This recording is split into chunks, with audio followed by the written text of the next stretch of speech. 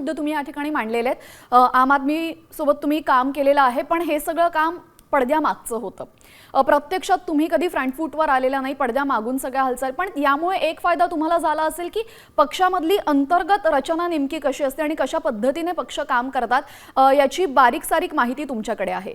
त्यामुळे तुम्ही यापुढे याच माध्यमातून राजकारणात येण्याचा विचार करताय का? कारण की तुम्हालाही माहिती आहे की जे तरुण आहेत त्यांच्या अपेक्षा या जास्त आहेत तुमच्याकडनं। म्हणून हे बघा, मी राजकारणात येण्याचा विचार करतोय कारण राजकारण फक्त मला वाटतं इलेक्शन पुरतं लिमिटेड नसतं। आपण खूप मोठी चुकी करतो, आपण फक्त राजकारणाला इलेक्शन पुरतच बघतो आणि त्यामुळे आपण बघतो 5 वर्षातून एकदा इलेक्शन होतं, 5 वर्षातून एकदा आपण वोट देतो आणि त्याच्यानंतर आपण शांत बसून राहतो। काय बदलतं त्याच्याने? तर राजकारण मला वाटतं फक्त इलेक्शन पुरतं तुम्ही लिमिटेड ठेवू नका। राजकारण हे पूर्ण 5 वर्षासाठी असलं पाहिजे।